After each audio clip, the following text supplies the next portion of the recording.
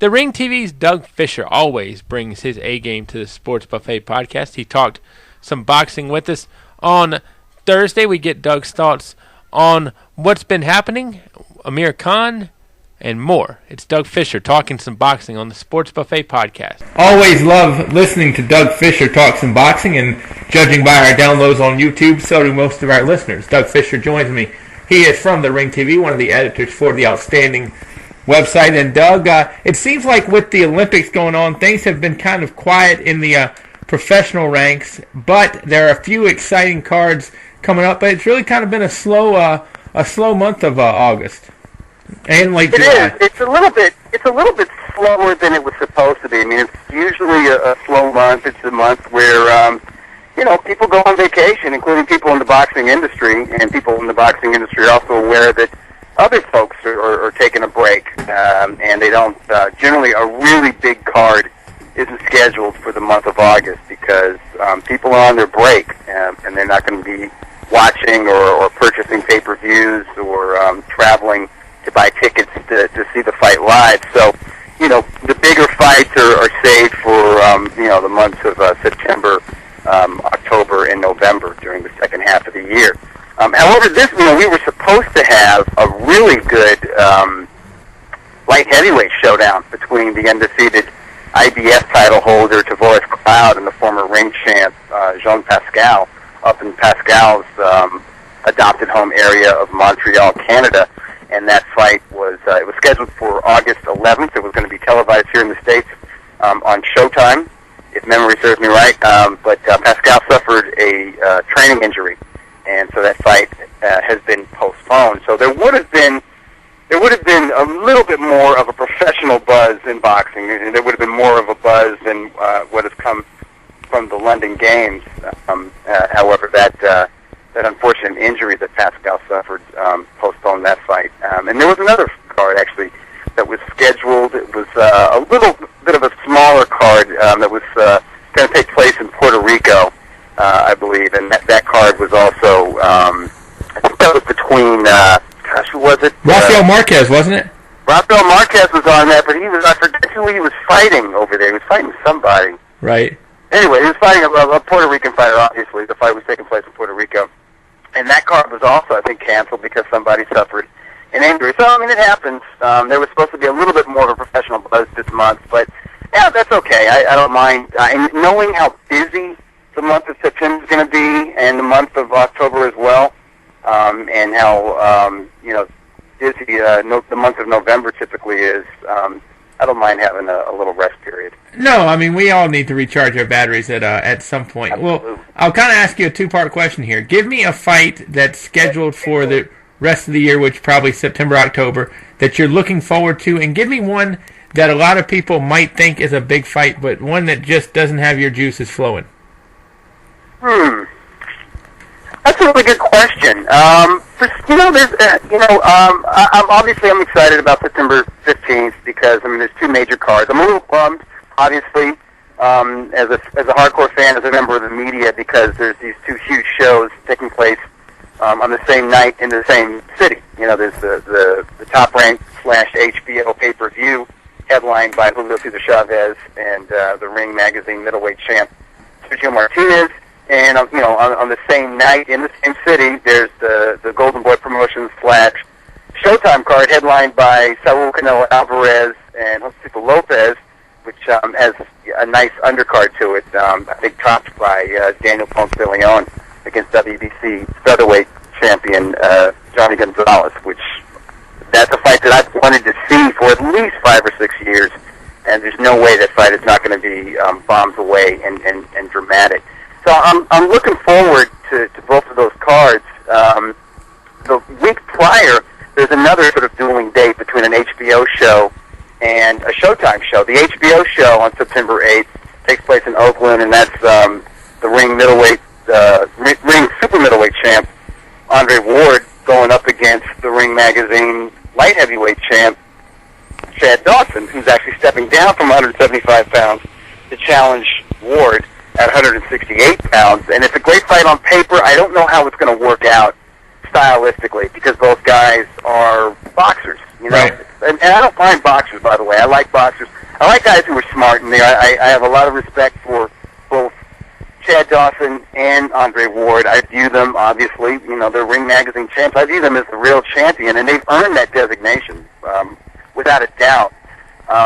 It's just that I like boxers when they're in matchups against pressure fighters or punchers or brawlers. I generally don't get into boxer versus boxer matchup, even if it's at the highest level, because oftentimes we get an uneventful or an overly tactical bout, which is what we had when Timothy Bradley faced Devon Alexander. Both guys were, you know, the among the best fighters within the 140-pound division. They were both undefeated. They both had titles. There was a lot of hype about that matchup, and when the two stepped into the ring, it just fizzled. Just nothing happened. Right. I mean, it wasn't just an uneventful bout. It was actually ugly and awkward at times. And I fear, and I really hope I'm wrong, by the way, because I hate being negative. I hate being negative because we can be wrong. And then sometimes I think that members of the boxing media, whether they work for Yahoo.com or ESPN or Ring Magazine, or if you know, they're sort of part-time for another boxing website, or if they're just bloggers or whatever, you know, they don't get paid to cover boxing for a living, but they still watch everything, and they put their opinion out there on Twitter, via social media, you know, on their Facebook page or whatever. I think sometimes we'll look at a matchup, and we personally won't like it, and we feel the need to go out there and tell everyone, this card sucks, this fight sucks, this is not going to work out, this is either a mismatch, or this is going to be an ugly fight, and often, this is a big, huge shock, I'm sure, we're wrong. You know, we look at it, we look at numbers, you know what I mean? We look at like, well, this guy is old and this guy is young, and the old guy is going to get wiped out, and this is terrible. They're just building up this young guy, putting him in against an old guy, and it's going to be a horrible beating, and we should protest this fight or whatever, and a lot of times that doesn't work out. And I'll give you some examples. When Eric Morales was going to fight Marcos Maidana, like just 2 years ago. Yep, I remember that. People were up in arms. They were like, this is terrible. Oh, my God. Don't buy this pay-per-view. Don't watch this fight. It needs to be boycotted. This is a travesty. And it was, I mean, honestly, for my money, that fight was the most dramatic fight that I saw that year. And there were a lot of good fights that year. But that fight, for my money, I think it was actually early. It wasn't 2 years ago. It was almost 2 years ago. It was early 2011. That fight was awesome. Yeah. That fight was... it was breathtaking. And the same thing could be said about one of the undercard bouts for Mosley Pacquiao. And that was a fight that, you know, people thought that was going to be crap. It was panned by at least some in the media, and it was a crappy fight. Nothing did happen, you know. But in the co-feature fight to Pacquiao Mosley, we had Jorge Arce going against Wilfredo Vasquez Jr. And you know, I'm one of them. I didn't think Arce could fight effectively at 122 pounds. You know, most of his best work had been under bantamweight to that point. I just thought he was long in the tooth. He had won too many wars. And in Vasquez Jr., I saw a guy who had been developed well, who was young in his prime, athletically superior across the board to Jorge Arce. But what happened? It's a tooth-and-nail battle, a Fight of the Year candidate that ended dramatically, and the old guy wins. You know, so we can be wrong, and I think we do a disservice when you know we say, oh, this fight's going to be crap. And people did it recently with an ESPN card that took place in Chicago, where the main event was Glenn Johnson against this guy from Farah. You know, an up-and-comer Polish kid, kind of adopted by the city of Chicago, a ticket seller in the area. And they had a terrific fight, though. That was actually one of the better Friday Night Fights cards.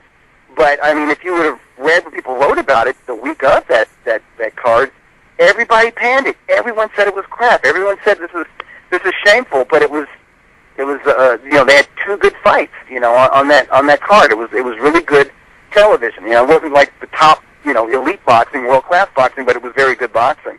And yeah, I can go on and on with these examples. You know, sometimes two boxers can throw down. Sometimes they mesh in a way. So I don't want to be super negative about the Ward-Dawson matchup. But I'm going to be honest with you, I'm not that excited about it. despite the magnitude of it. It's a big deal. I mean, especially, if Ward wins this fight, he's already like number 5 pound for pound or whatever. I mean, this is a big deal if he beats Chad Dawson, because I think Dawson poses a lot of problems for him stylistically, athletically speaking.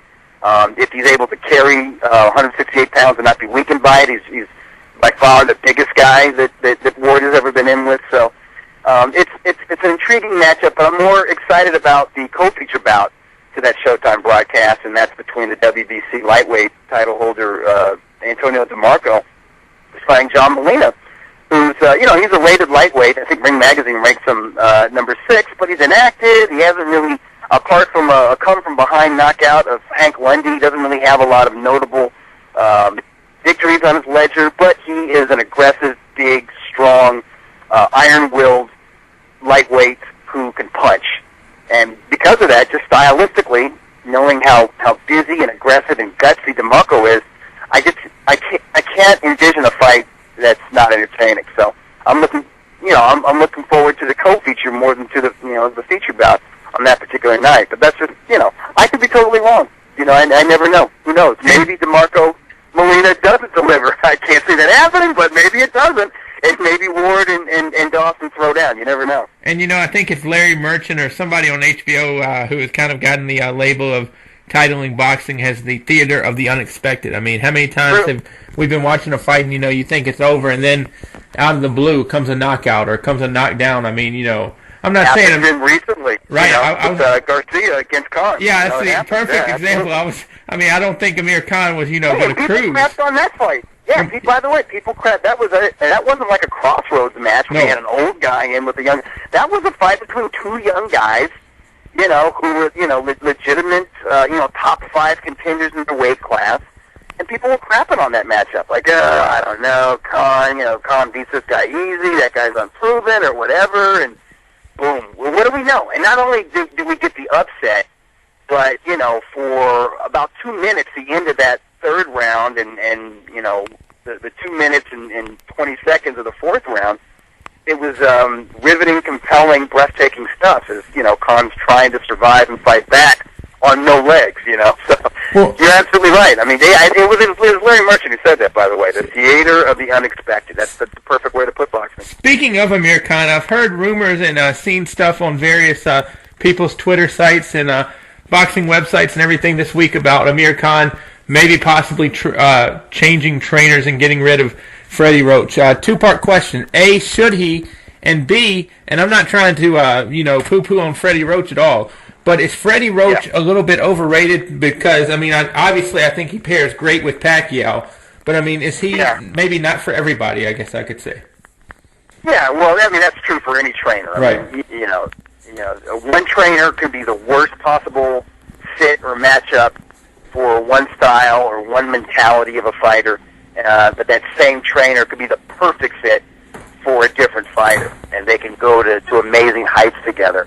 I don't think Freddie Roach is overrated. I think I think he's good at improving fighters who are already talented and already have a solid foundation of. He's not the guy you take an amateur to. Right. Have Roach build him from 0 to whatever 20-0, and then fight for a world title. Although he has done that, he did that with Brian Valoria. He was Valoria's trainer out of the amateurs all the way to when Valoria won his first world title. But Valoria wasn't able to hold on to that world title, and I don't know if you blame Valoria or if you blame Roach, or if they share the blame, or whatever, if it was bad matchmaking or whatever. But he has done it. He hasn't done it very often. He's been the sole trainer for Latif Coyote, who was a very raw, small heavyweight who dropped down to cruiserweight and held Antonio Tarver recently to a draw. But I think, he's done well with guys like that. But where he specializes is somebody who already has that foundation, somebody who already has 20-plus fights and has been developed, but has sort of hit a wall, right, and they need someone to take them to that next level. I think Roach is awesome. He's done. He was great with James Toney. The foundation of James Toney was built by the late Bill Miller, a great trainer from the Midwest who just recently passed away. But Tony had come to an impasse in his career. I mean, he was in limbo, and he paired up with Freddie Roach, and Roach built him back up, as a cruiserweight. People were thinking, it's too heavy for him. You can't be, this is ridiculous. Where are they going? Well, fighter of the year, in 2003 when he upset Vasily Chilov and then stepped up to heavyweight to beat Evander Holyfield as a 3-1 underdog. I mean, that was Freddie Roach who had been with him those years building up to that point. So, Roach has done that with Manny Pacquiao, obviously, most notably. He's done it with Julio Cesar Chavez Jr., and he did it with Amir Khan, who, was built up by Frank Warren as this, British lightweight star, and then he gets knocked out by British Prescott, and everybody, British press, American press, British fans, American fans, just dismissed Khan like he was sheer garbage. Right. He was never going to do anything. It was impossible. He was never going to get over that chin. He was never going to get over defensive flaws and all, flaws all, throughout his game. And he was just a bunch of hype. He was never meant to, he was just good in the amateurs. He was never meant to be a pro. All this stuff, everyone, fans and bloggers and boxing insiders and media all completely dismissed Khan. Khan goes with Roach, and you know what? They proved a lot of people wrong because he won 2 major titles at 140 pounds under Freddie Roach and beat a lot of contenders, a lot of title holders, former and current. And I give Freddie Roach a lot of credit for doing that, and I even give him more credit for making Julio Cesar Chavez Jr. into a not just a title holder, but a real middleweight contender, because this is somebody. I mean, I'd watched Junior fight when he was 18 and 19 years old on top-ranked undercards. I think I called the action to his first Latin Fury pay-per-view, which was in December of 2007, when he was still fighting at or around welterweight. And I just thought he was just hype. I mean, I thought he was a tough, solid guy, but I didn't think he was ever going to be world class. I really did. I just didn't think he had the ability. I didn't think he had the desire. I just thought he lacked so much that is needed for a fighter to compete on the world-class level. And really, under Freddie Roach, he's become that. He's become a real middleweight. He's become a guy, and now listen, he's helped out by the fact that he's, able to walk around at 180 and somehow make 160 pounds. I mean, he's a huge middleweight, but I don't think without Roach, I don't think he would be able to make 160 pounds. So I agree 100%. I give Roach credit for that. I mean, he's done. I mean, he's more than just Manny Pacquiao's trainer, is what I'm trying to say. And now, Khan might have a beef in that Freddie Roach's plate is full. Mm-hmm. That, with Amir Khan and with the gym he runs, with Manny Pacquiao and with Chavez Jr., that maybe Khan, who views himself as a star, and perhaps he is in the UK, he gets kind of pulled between these two big shots, within this gym. He's not the big fish at the Wild Card Boxing Club. Manny Pacquiao's the man. And, when Pacquiao is training in the Philippines, and he needs Roach to be there, but Roach is also training Amir Khan for a fight that Khan has coming up around the same time Manny fights, Khan has to travel to the Philippines. And maybe all that travel and kind of following around Manny Pacquiao's schedule, maybe that becomes detrimental. I don't think that they've come right out and said that, but they have said that it's a possibility, and it's something that they want to talk about, and it's something that they want to address with Roach. And they've basically floated it out there that there is a possibility that they might look for another trainer, but he hasn't really officially said, I'm leaving Freddie Roach. Right. Or that he's completely unhappy with Freddie Roach either. I don't think they've come out and said that. Well, before people kind of phrase it that way, that when people talk about it or tweet about it or whatever, they kind of sensationalize it, Before I ask you a name that might be better with Amir Khan, I do want to say, if you have, I think everything you've ever said on this podcast has been true, but like you just said, the amount of work that Roach has done with Chavez, and we'll talk about him more in a minute, I think that almost dwarfs anything he's done with Pacquiao, because I think Pacquiao had the skills. Pacquiao has that amazing talent, and he was already a champion, at the lighter weights, and with Junior, he's slow, He doesn't have great speed or reflexes. I mean, he has a nice, solid foundation. But, I mean, just 1 year ago, it was inconceivable that Julio Cesar Chavez Jr. could even compete with Sergio Martinez.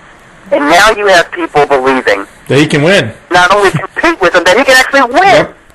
You gotta give the trainer some credit for this. I mean, I give him credit because I was one of those people saying a year ago, or like 13 months ago, when Junior barely won the WBC title from that guy from Germany, Sebastian Speak. Right.